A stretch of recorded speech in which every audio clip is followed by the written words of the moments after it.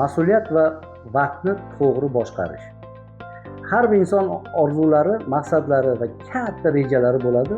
Ko'pchilik insonlar orzu qilishadi, ammo mas'uliyatni zimmasiga olishga va vaqt sarflashga tayyor emaslar.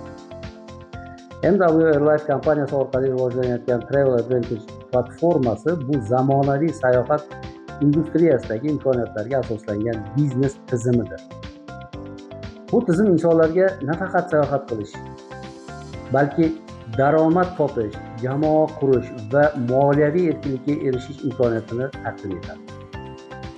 Bu biznesning eng go'zal tomoni shundaki, u barcha insonlarga teng imkoniyat beradi. Shunda savol tug'iladi. Nima uchun bir xil imkoniyat bo'lsa ham hamma bu biznesda muvaffaqiyat qozona olmaydi? Bu ko'pchilikda uchraydigan savol. Tasavvur qiling, sizda ko'p orzular bor va ularni qog'ozga yozib chiqdingiz. Bu orzular xuddi urug' kabi, agar ularni to'g'ri parvarish qilsangiz, katta bir daraxtga aylanadi. Daraxt o'sishi uchun ikkita muhim shart bor. Birinchisi parvarish, bu mas'uliyat. Ikkinchisi bu vaqt. Daraxt bir kunda o'sib qolmaydi. Uni sug'orish, qarash, sabr bilan parvarish qilish lozim. Vaqt o'tishi bilan u mustahkam ildiz otib, katta bir daraxtga albatta aylanadi. Biznesda ham natija xuddi shunday shakllanadi. Siz bu biznesni boshlaganingizda yangi bilimlar o'rganasiz, yangi insonlar bilan tanishasiz, ular bilan ishlaysiz va tajriba orttirasiz. Albatta bir haftada yoki bir oyda katta natija bo'lmasligi aniq. Lekin agar siz jiddiy ishlasangiz, vaqt sarflasangiz va harakatni to'xtatmasangiz, natija albatta bo'ladi. Shuning uchun ijobiy fikrlang. Liderlar bilan muloqot qiling. O'quv treninglarda albatta qatnashing va jamoangiz bilan ishlang. Eng muhimi, qat'iy qaror qabul qilish. O'zingizga savol bering. Men bu biznesda haqiqatan jiddiy qarayapmanmi yoki yo'qmi? Agar javobingiz ha bo'lsa, o'z vazifalaringizni yozib chiqing. O'z maqsadlaringizni aniqlab oling va o'z rejalaringizni tuzing. O'z hayotingizni o'zingiz qurishingiz kerak. Uni birov kelib sizga qurib bermaydi.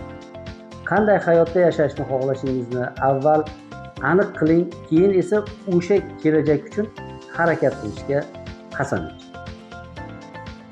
Haftalik reja haqida gaplashadigan bo'lsak, bu biznesda katta natijaga erishish uchun har kuni kamida 3-4 soat vaqt ajratish tavsiya etilgan. Agar vaqt ajratmasangiz nima bo'ladi? Siz albatta rivojlanmaysiz.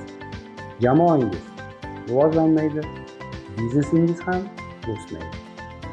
Misol uchun, agar siz restoran ochib eshigini yopib qo'ysangiz, mijozlar qayerdan keladi? Albatta ishingiz yurishmaydi. Shuning uchun har hafta boshida kelgusi hafta uchun reja tuzib chiqing.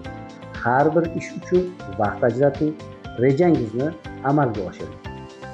Chunki bajarilmagan reja faqat qog'ozdagina reja bo'lib qoladi. Hafta oxirida esa xulosa, nima qilindi, nima qilinmadi, shularni tahlil qilib chiqing. Agar biror ish bajarilmay qolgan bo'lsa, uni keyingi haftaga kiritish albatta lozim. Sabr va natija. Sizga ishonch bilan aytishim mumkinki, agar siz 1-2 hafta davomida astoydil ishga kirishsangiz, bu biznesning imkoniyatlarini his qila boshlaysiz. Agar siz 2 yil davomida bu biznesni jiddiy qarab ishlasangiz, kelajakda hayotingiz butunlay o'zgarishi aniq. Ya'ni qisqa muddatda mehnat, uzoq muddatda erkinlik. Liderlik namunasi. Sizning birinchi 2 hamkoringiz aynan sizga qarab harakat qiladi. Agar ular siz harakat qilayotganingizni, vaqt sarflayotganingizni, mas'uliyat bilan ishlayotganingizni ko'rishsa, ular ham xuddi sizdan o'rnak olib, sizni duplikatsiya qilishadi. Lider sifatida hamkorlaringizni haftalik rejalarini tekshirib turing. Ularga maslahat berib turing. Ularni ilhomlantirib turing. Agar kimdir ishlamasa, u bilan bahslashishni hojati yo'q. Faqat uni orzularini, maqsadlarini, rejalarini eslatib qo'ying. Chunki u bu biznesga kelishdan oldin oldiga katta maqsadlarni qo'yib, bu biznesga kirib kelgan. Punktuallik. Bu biznesda yana bir muhim qoida bor. Yo va'da bermang, va'da berdingizmi, albatta uni bajaring. Chunki ishonch jamoa qurishni asosi bo'ladi. Noto'g'ri fikrlash. Ayrim odamlar shunday deb o'ylashadi. Daromad kela boshlasa, men bu biznesni albatta qilaman. Albatta bu noto'g'ri fikr. Chunki haqiqiy biznesda avval mehnat qilinadi, keyin esa natija bo'ladi. To'g'ri yo'l shunday bo'ladi. Avval vaqt sarflanadi, avval mehnat qilinadi, avval harakat qiladi.